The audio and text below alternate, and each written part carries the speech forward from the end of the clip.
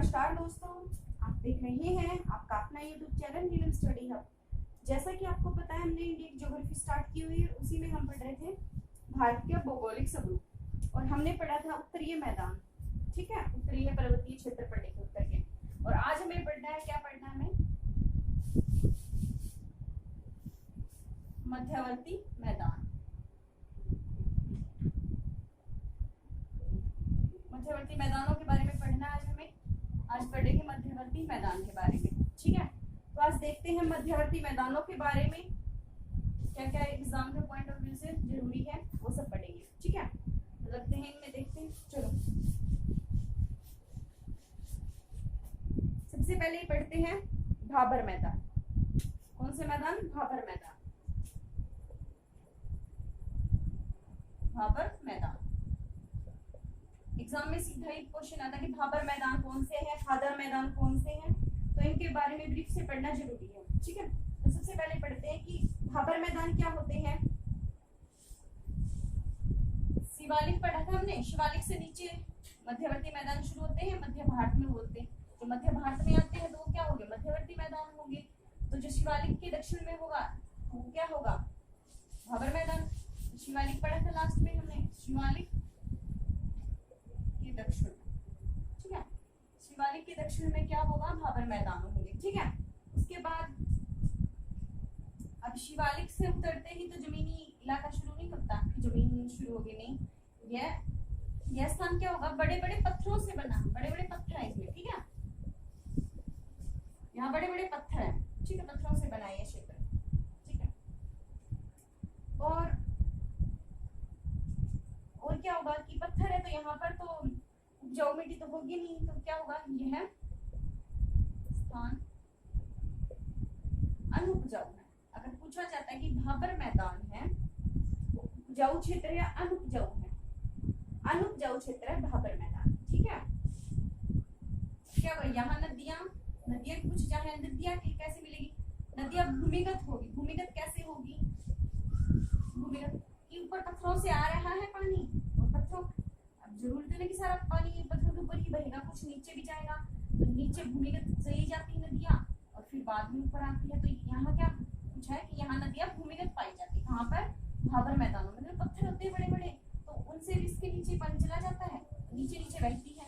ठीक है, नीचे बहने का मतलब ये नहीं है कि धरती के अंदर ही चला जाए पानी, नहीं, पत्थरों के नीचे। तो उसको क्या बोला जाए? भूमिगत। यहाँ नदियां भूमिगत हो जाती है। ठीक है,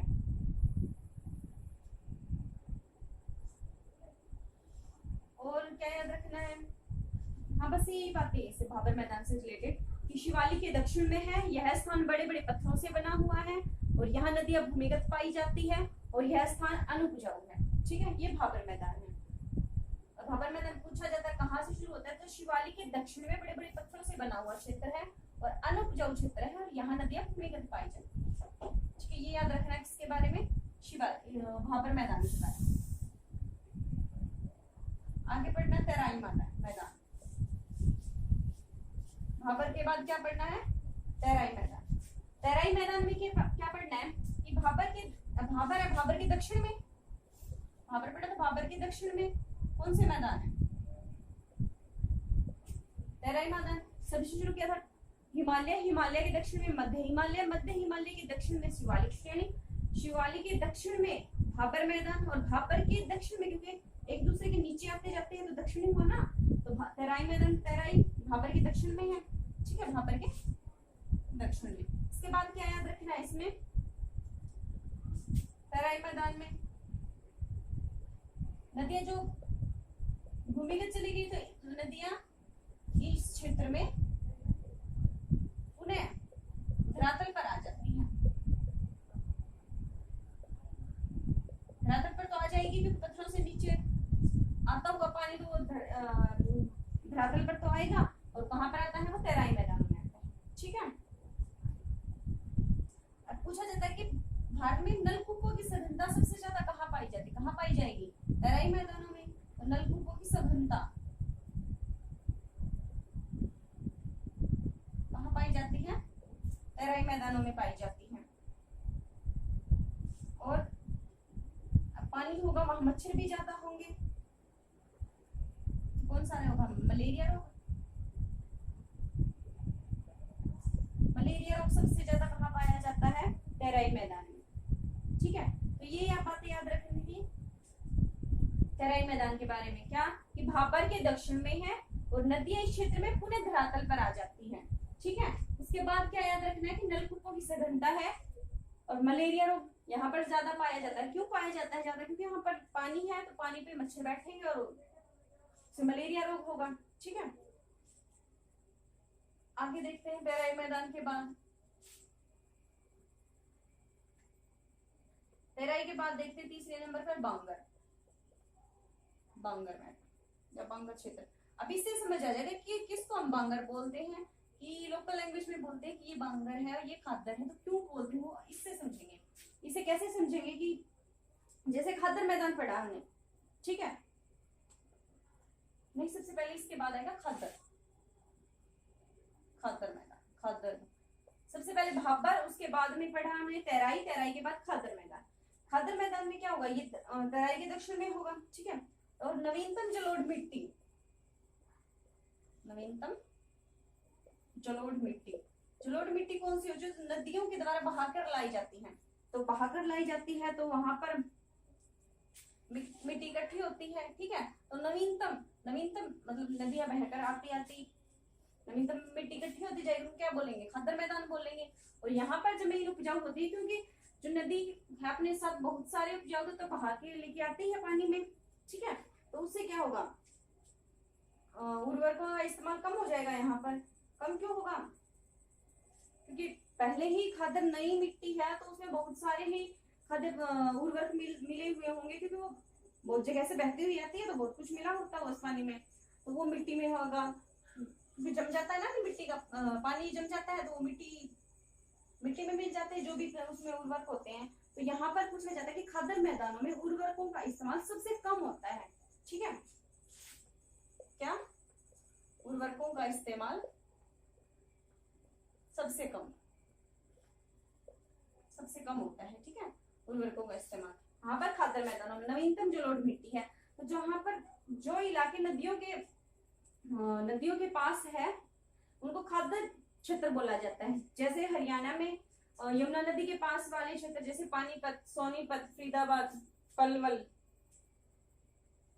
करनाल, इनको क्या बोलते हैं कि खादर क्षेत्र बोला जाता है इनको। और जो क्षेत्र ये हो गए खादर क्षेत्र। आगे और देखते हैं खादर, यहाँ पर क्या होगा? नवीनतम जलोढ़ मिट्टी आती है, उर्वरकों का इस्तेमाल सबसे कम होता है और ये नदियों के बिल्कुल पास वाले क्षेत्र होते हैं जहां पर नदी अपनी मिट्टी छोड़ती है। ठीक है, आगे बांगर मैदान। नंबर 4 पे क्या पढ़ना है? बांगर मैदान। बांगर मैदान कौन से है? कि पुरानी जलोढ़ मिट्टी, जो बहुत साल पहले मिट्टी मतलब नदी आती थी वहां पर मिट्टी छोड़ दी, लेकिन अब नदी का वहां से नहीं है, नदी वहां से पानी लेके नहीं गुजरती है, तो वहां पर जो मिट्टी पहले से थी वही है और नई मिट्टी नहीं आई है। जहां पर नई मिट्टी आती है तो वो है खादर क्षेत्र, लेकिन जहां पर नई मिट्टी नहीं आती है, कुछ बहुत साल पहले वहां पर नदी बहती थी, वो मिट्टी वहां पर थी, तो उससे बने मैदान क्या कहलाएंगे? बांगर मैदान। ठीक है, तो इसमें क्या बोलेंगे? पुरानी जलोढ़ मिट्टी। ठीक है, पुरानी जलोढ़ मिट्टी से बने क्षेत्र, से बने क्षेत्र। ठीक है, पुरानी जलोढ़ मिट्टी से बने क्षेत्र कौन से हैं? बांगर मैदान। ठीक है, तो अब मिट्टी पुरानी है, वहां पर खेती की कृषि की मतलब की जाएगी, तो वहां पर क्या होगा? उर्वरक तो इस्तेमाल होंगे, क्योंकि उस मिट्टी में तो वो जो थे पहले उर्वरक, तो वो तो अब इतने सालों से वो तो खत्म हो चुके हैं, लेकिन अब उसको उपजाऊ बनाने के लिए क्या करेंगे? उर्वरक इस्तेमाल करेंगे। तो उर्वरकों का इस्तेमाल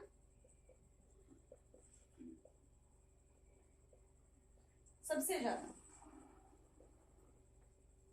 कहाँ किया जाता है? बांगर क्षेत्र में। ठीक है, क्या है? पुरानी जलोढ़ मिट्टी, ठीक है, से बने क्षेत्र, उर्वरकों का इस्तेमाल सबसे ज्यादा किया जाता है, ये बात याद रखनी है। और जो भी नदी से दूर के क्षेत्र है ना, बहुत दूर के क्षेत्र, वो क्या कहलाएंगे? बांगर क्षेत्र ही कहलाएंगे।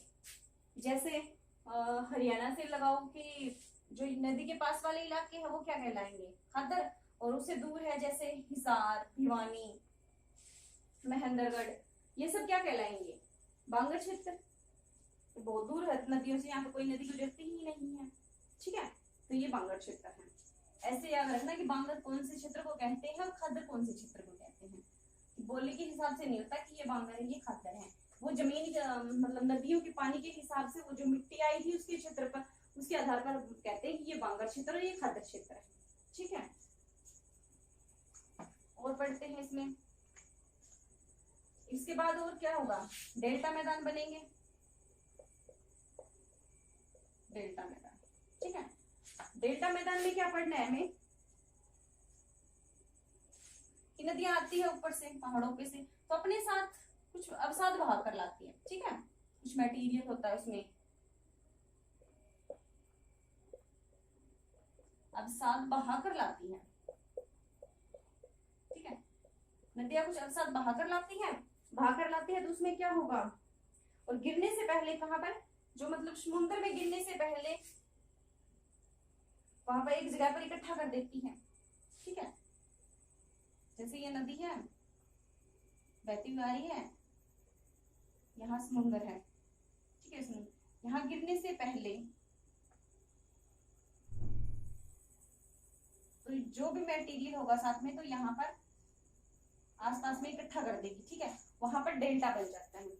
ठीक है, ये होता है डेल्टा, बहाकर लाती है तो इकट्ठा कर देगी, तो इन्हीं अवसादों से बने जो भी मैदान बनते हैं उन्हें डेल्टा मैदान कहते हैं। ठीक है, अगर शेप पूछी जाती है एग्जाम में कि डेल्टा है तो उसकी शेप कैसी होती है, तो डेल्टा की शेप त्रिभुजाकार होती है। ठीक है, क्योंकि नदी होती है, ये नदी बना। ठीक है, तो ये ऐसे इकट्ठा करेगी, यहाँ से ऐसे ऐसे ऐसे इकट्ठा होता जाएगा, तो कौन से शेप बनेगी, त्रिभुजाकार। तो इसकी शेप पूछी जाती है, ट्रायंगल शेप होती है। ठीक है, उसके बाद देखते हैं कि अगर डेल्टा शब्द है, ठीक है, सबसे पहले आया कहां से कि हम इसको जो पानी इकट्ठा होता है, जो अवसाद इकट्ठे होते हैं नदी के, उसका डेल्टा ही बोलेंगे, ऐसा कैसे हुआ। तो इसमें क्या हुआ कि सबसे पहले डेल्टा शब्द का नामकरण हेरोडोटस ने किया था, हेरोडोटस ने। ठीक है, किसने किया था पूछा जाता है, किसने किया था, हेरोडोटस ने। किसका किया था, डेल्टा शब्द का नामकरण, डेल्टा शब्द निकाला था इन्होंने। ठीक है, और सबसे पहले इन्होंने तो नाम दे दिया उस चीज को, लेकिन देखा किसने था कि यह डेल्टा ही है।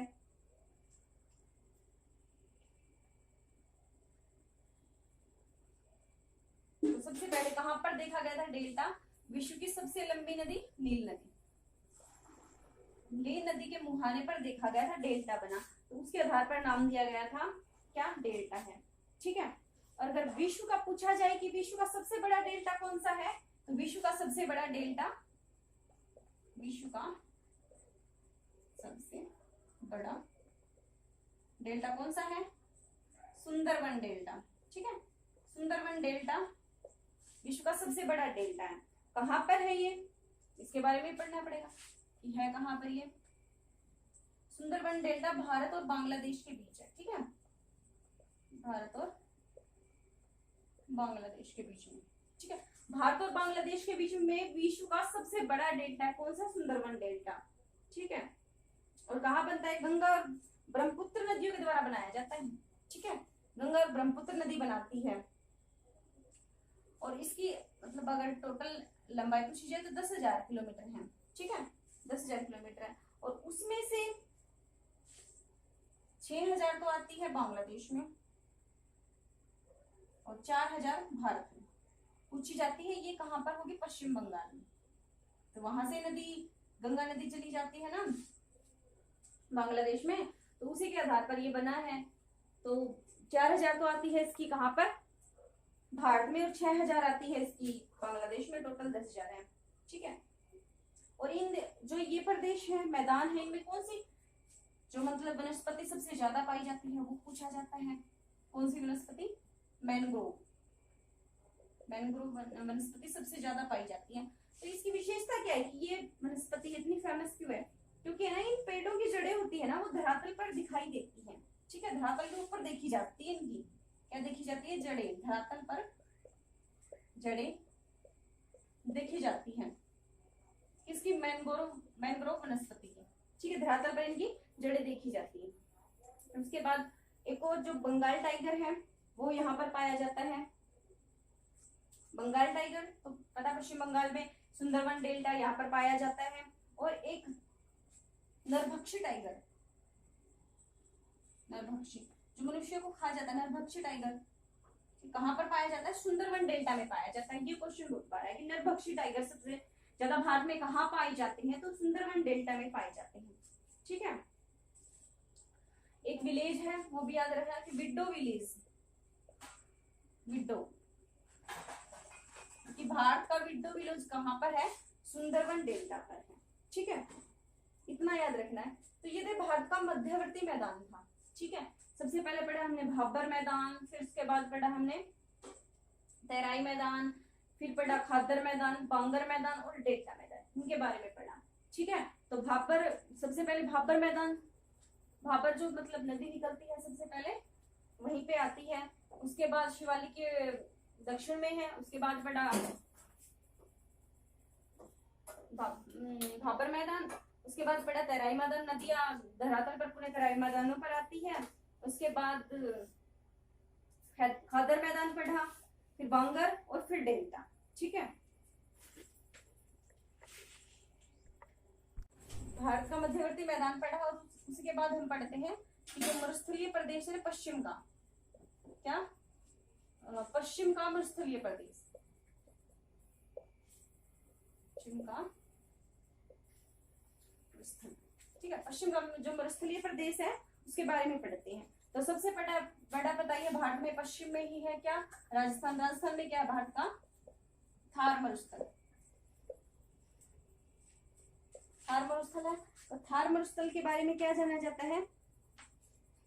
भारत का सबसे बड़ा मरुस्थल है। ठीक है, उसके बाद में जो विश्व का दूसरा है, और ये इसका फैलाव कहाँ पर, ये पूछा जाता है कि इसका फैलाव है कहाँ कहाँ पर? तो इसका फैलाव कहाँ पर है? हरियाणा, राजस्थान, सबसे पहले तो राजस्थान ही होगा, उसके बाद हरियाणा, पंजाब। ठीक है, राजस्थान, हरियाणा, पंजाब, यहाँ पर ये फैला हुआ है। ठीक है, थार का मरुस्थल। तो ये था भारत का पश्चिम का मरुस्थलीय प्रदेश। बस इसके बारे में इतना ही जानना है। ठीक है, कि पश्चिम का मरुस्थलीय प्रदेश कौन सा है, और पहले पढ़ा हमने मध्यवर्तीय मैदान पढ़े थे। ठीक है, तो कमेंट करके बताना कैसी लगी video. Thank you, like share and subscribe please. Thank you.